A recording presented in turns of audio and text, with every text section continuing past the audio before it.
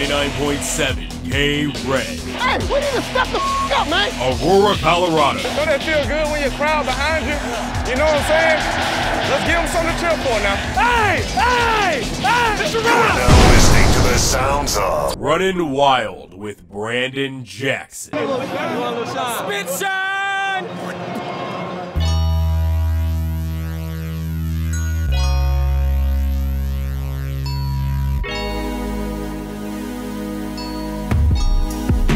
Yeah, we signed up Troy pretty good now, didn't we? 99.7 KRED, Aurora, Brandon Jackson, Running Wild. I'm feeling really good, even though I'm preparing to head over to Charlottesville for next week's game against UVA. But I'm feeling really good. That was a great rebound of a game against Troy. Aurora just went off. They literally ran wild all over Troy for 300-plus rushing yards. An outstanding game. How we doing, everybody? Hope we're all doing well. I'm glad to be on air right now. Glad to know if I'm going to Charlottesville and get to see another part of the country I haven't been to quite yet. It's Mashburn's home state. A William and Mary product is Mashburn. Back there in the days with guys like Mike Tomlin, Darren Sharper, and he gets to go back home and I guess for him a bit of a rival team, just in the state of itself. But let's go ahead and get back to what happened this week, or this past week I should say, against Troy. Essentially a blowout. There were some garbage points scored at the end by the Trojans, but for the most part, to me, that was a 44-17 game. And Aurora was just, unstoppable. They absolutely held Brandon Silvers to pretty much nothing until the end of the game when he was getting the garbage yardage and everything. That running attack wasn't doing anything. It was just pure domination by the Red Foxes. And I think, and I hope that they stick a little bit more to that game plan. They did go to like a dual quarterback set, kind of switching back and forth between Gaines and D'Souza, but it worked. It worked. Now, the only thing that I know of thus far this week is that in practice, it's been Gaines taking pretty much all the first team reps.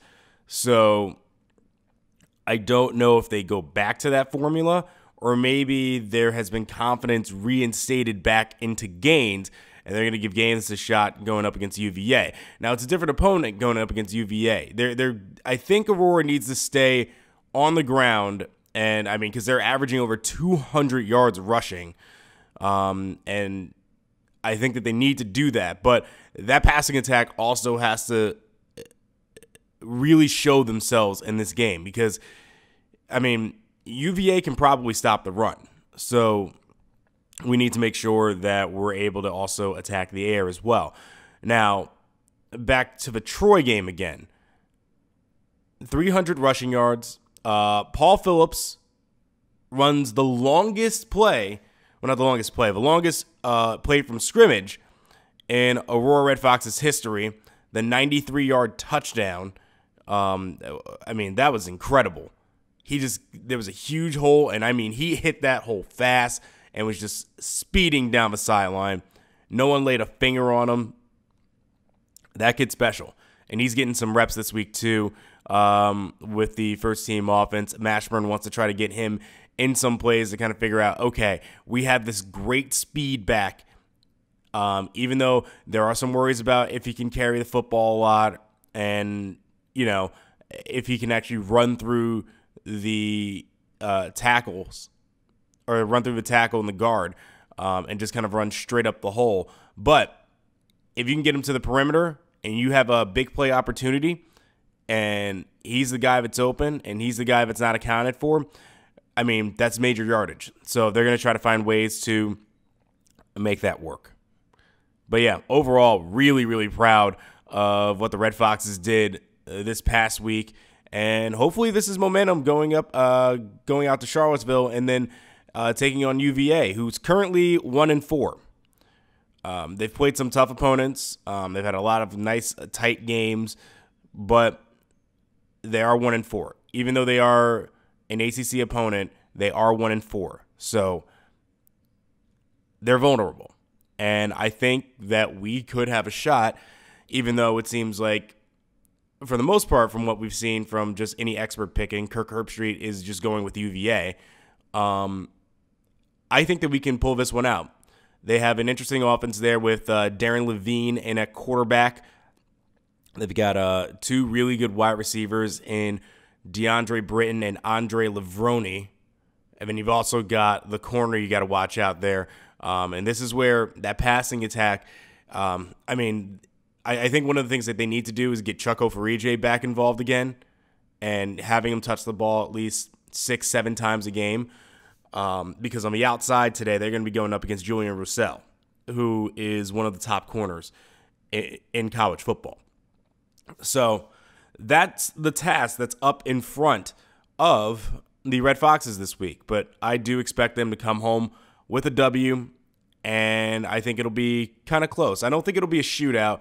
I'm expecting maybe something like, if the defense, if that run defense can hold it together and stop the run and force them to pass, maybe they can pull this one out, and maybe we get a score or something like, I don't know, let's go like 20 to 17. All right, let's go ahead and hop into some questions here. By the way, if you are listening online, you can also watch online on the website and go ahead and watch the live practices up there as they're streaming right now. And remember, if you have any questions, please feel free to leave it in the comments section. And if I find one that I think is good, we'll throw it up here on the show, and you get to see your name featured and everything. Alrighty, first question here coming from Johnny M. The juke fumble recently went viral and on ESPN Not Top 10. Was this a good or bad look for people who are new to watching Aurora football? And does Phillips feel like he wants to disappear, run wild from the zip code? Oh, we're going zip codes now. Now we're getting like exact towns. Apparently 14694. Okay, where are we from here? That sounds like it's out east because it's a 14694. That would be all the way out in Rochester, New York. Okay, cool. So that's actually really funny, and I thought I would have addressed that one earlier. Because, yes, on top of Paul Phillips having a 93-yard run, if he didn't somehow fumble the ball whilst juking, he probably would have had another touchdown in that game. 2 TD performance. He kind of laughed about it, and it was no big deal. Sure, when he first came to the sideline after the first carry, when it happened, he was, obviously a bit upset at himself. But, he came right back, and he ran a 93-yard touchdown. So, all's well in the end. He's fine, and he knows that, if the team calls his number, he's going to be ready, and he's going to try to make the big plays, and that's really all that matters. He's a kid that I thought in recruiting was going to be a big game changer with his speed, and he's proven, at least right now, that, if he just touches the ball once and has open field, it's 6 points. So I expect to see a lot more of that in the future, and I don't think the juke fumble will just be, I guess, a funny joke to him. It's the same way that this year Kareem Hunt, first game against the Kansas City Chiefs, not against, but for the Kansas City Chiefs, he goes ahead and he's never fumbled, or at least I don't think he only fumbled once in college, and then he fumbles on the first possession. His first carry for the Chiefs, and then all of a sudden he goes on and has a phenomenal 200-plus yard game. So yeah, all's forgiven when all's going right. All right, next question here. Let's take a look. All right. I'm going to take a look at... All right, let's go with the... I apologize if I don't get your name right. It looks like Chance Libel? I don't know. Do you think Mashburn would ever consider switching to a flexbone type offense to get Winslet and Timberlake equal touches while using D'Souza 100% of the snaps? Thanks. Love the team. #RunWild. Run wild, Chance. Well, I don't know if it's going to be in the hands of D'Souza, because right now it looks like he's leaning way more towards Gaines. I'm sure he's considered looking at a flexbone type offense, because if he can get as many running backs on the field as possible and create confusion, he can. I mean, he already does the full house in the pistol, and he lines up 3 running backs back there, and it's just like, all right, gamble who's getting the ball. So it's definitely not impossible. I don't know if he's going to do it very soon, though. He's already started to back out of his plan of running quarterbacks under center, which is something that he usually does. It was something that he started to do this year, and it was a little frequent. And then I think with especially the way the New Mexico game went, he started to kind of betray it a bit and go straight back into, all right, pistol, shotgun formation, let's run. So right now, no, but probably in the future you can definitely. I don't want to say definitely because I'm not calling anything here, but I think you'll in the future see something like that. All right, next question. This one's from Brady Hinckley. Okay. Do you think we see Paul Phillips get more carries next week against UVA based on his performances this week? And can we expect to continue to see Mashburn alternating quarterbacks or maybe down the road looking for some consistency and go back to using only one? Run wild. Glad we got the W. So I think I've already kind of addressed this question for the most part, but I can go a little bit more in detail. I think Paul's appearances are going to go up a lot more. I don't know if he's going to get more carries. With someone with the explosiveness like that, and he's a guy who's undersized as well, I don't think he's going to be taking the bulk of the carries. I think we're already starting to see a little bit of shift of it being split between Timberlake and Winslet, which has also kind of cut Rojas and Blanchard out of the equation. Well, not out of the equation, but like kind of cut their carries down too. And Mashburn doesn't want to forget about those guys either. There are ways that you can get guys like Rojas and Blanchard involved and get them their touches. And I think that's the core 4 in the backfield. So Phillips, I think what he wants to do is use them on special plays or plays where it's like, all right, we have an opportunity to strike big. Let's get that speed on the field, try to create something for him so that he can go ahead and create an open field. Because when he's in the open field, everything opens up. And, I think right now for quarterback, it's looking like it's going to be Chandler Gaines. He hasn't said that he will completely go away from the alternating quarterback strategy. I mean, it seems like on games where it's like, all right, let's mix up the quarterbacks a bit. We do well. Remember, first win ever was against Georgia State. And what happened in that one? We ran all 4 quarterbacks and ended up winning the game in the end thanks to Dante Devine interception. And I think last week just kind of figuring out, all right, if we go a little bit more on the passing attack with Gaines and then the running attack with D'Souza, it's a deadly combination. And then you're having the defense kind of have to adjust almost every single play to a different person. So it's a strategy that I think at least Mashburn understands how to use, but I don't know if it's something that he'll be sticking with, going up against the more – I guess more, I don't want to say serious. It's not the word. It's not as if Troy isn't a serious competitor, but I guess bigger competition, like UVA, who recruits like 3-star, 4-star prospects. That'll do it for questions this week. We also do have some news on the recruiting front.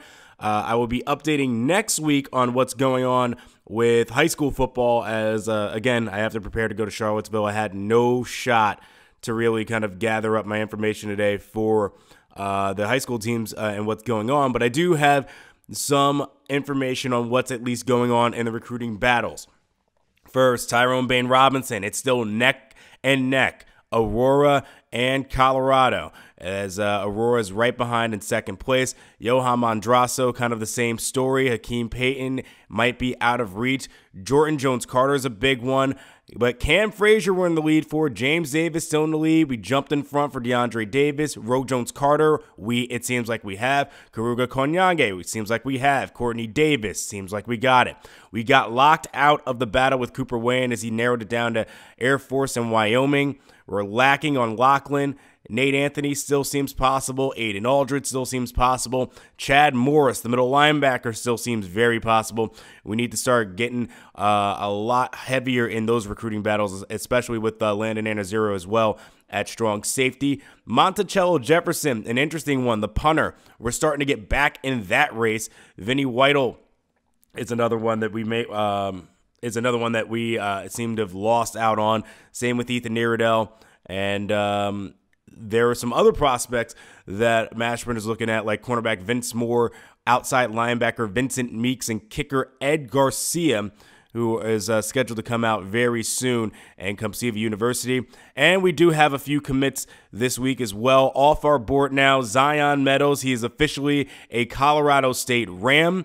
And center James Tregan, a center who seemed like Mashburn was going to bring in next year, have him redshirt, could have possibly be one of the top linemen in the nation. He has officially committed to UCLA as a Bruin. So that'll do it for recruiting this week.